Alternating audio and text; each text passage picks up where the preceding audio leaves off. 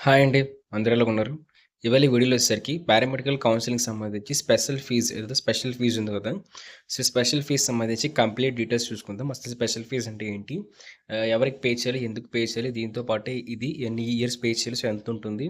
So, అందులో ఖచ్చితంగా pay చేయాల్సిందా? So, ప్రతి course like PSC, MLT, BPT అందరూ పే చేయాల్సిందేనా అని చెప్పేసి క్లారిటీగా అయితే ఈ వీడియోలో మాట్లాడుకుందాం. సో, ఎవరు స్కిప్ చేయకుండా చూడడానికి ట్రై అయితే చేయండి. ఓకేనా?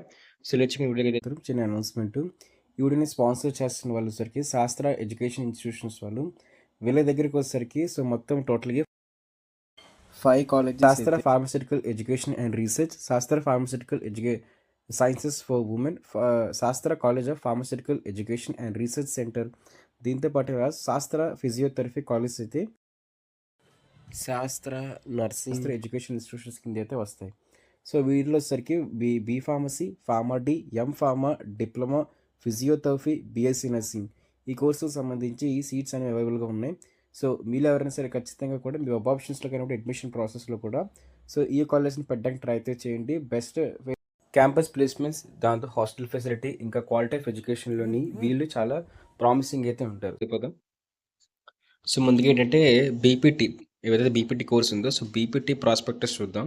సో అంటే బీపీటీ కోర్సుకి సంబంధించి సపరేట్గా ఇచ్చారు కదా, సో నోటీస్ అనేది దానికి సంబంధించి క్లియర్గా చూద్దాం అనమాట. సో ఓకేనా?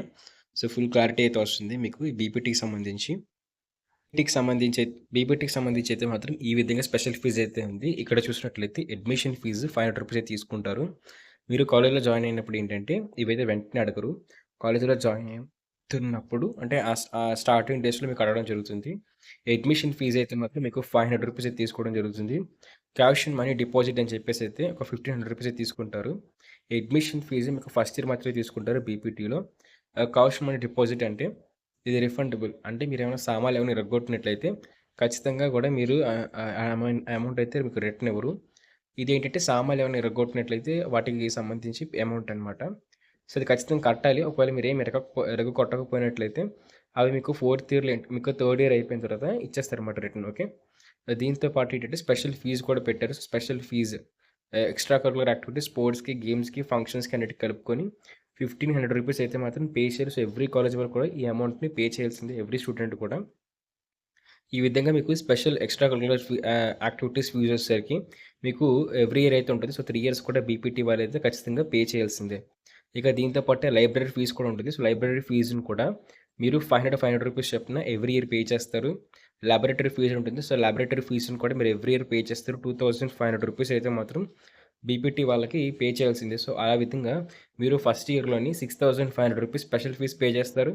4500 rupees second year, third year వచ్చేసరికి పే చేస్తూ వెళ్తారనమాట. సో ఇది బీపీటీకి సంబంధించి స్పెషల్ ఫీజు ఫుల్ డీటెయిల్స్. ఓకేనా? సో ఆ తర్వాత ఇది వచ్చేసరికి ఇదేంటంటే పారామెడికల్‌కి సంబంధించిందండి. సో పారామెడికల్‌కి సంబంధించి కూడా మీరు ఇదే సేమ్ రిపీటే. మళ్ళీ ఏంటంటే తెలుసు కదా, అడ్మిషన్ ఫీజ్ 500 రూపీస్ ఉంటుంది. క్యాష్ మనీ డిపాజిట్ వచ్చేసరికి 1500 ఉంటుంది. Special fees extra curricular activities వచ్చేసరికి 1500 రూపీస్ ఎవ్రీ ఇయర్ పే చేయాలి. కాకపోతే ఇది లైబ్రరీ ఫీజు వచ్చేసరికి 500 రూపీస్ అయితే ఉంటుంది. అది ఎవ్రీ ఇయర్ పే చేయాల్సిందే. లాబొరేటరీ ఫీజు కూడా 2500 రూపీస్ అయితే ఉంటుంది. అది ఎవ్రీ ఇయర్ పే చేయాల్సిందే. సో ఈ విధంగా ఏంటంటే పారామెడికల్ కోర్స్‌కి సంబంధించి ఏదైతే ఉన్నాయి కదా, సో ఎవ్రీ అది బీపీటీ కానివ్వండి, ఎంఎల్టీ కానివ్వండి, కార్డియోకి సంబంధించిన కానివ్వండి, ఎమర్జెన్సీ ల్యాబ్ టెక్నాలజీ ఎమర్జెన్సీకి సంబంధించిన కానివ్వండి, లేకపోతే ఈ విధంగా ఎవ్రీ కోర్స్‌లో కూడా మీరు ఖచ్చితంగా కూడా ఈ స్పెషల్ ఫీజ్‌ని అయితే ట్యూషన్ ఫీజ్‌తో పాటు పే చేయాల్సిందే ఎవ్రీ ఇయర్ కూడా. ఓకేనా? సో ఇది అండి అప్డేట్. ఇదే విధంగా ట్యూషన్ ఫీజ్ సంబంధించి కూడా క్లియర్ వీడియో చేశాను. అది కూడా చూడడానికి ట్రై అయితే చేయండి. బాయ్.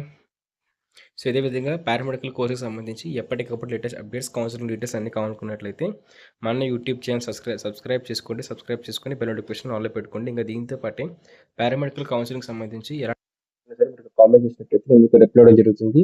ఇంకా మీకు పర్సనలైజ్డ్ గైడెన్స్ కావాలనుకున్నట్లయితే మీరు ఇన్‌స్టాగ్రామ్‌లో ఫాలో అయిపోయి అక్కడ కూడా మీరు నన్ను డౌట్స్ అయితే అడగొచ్చు. Thank you. బాయ్.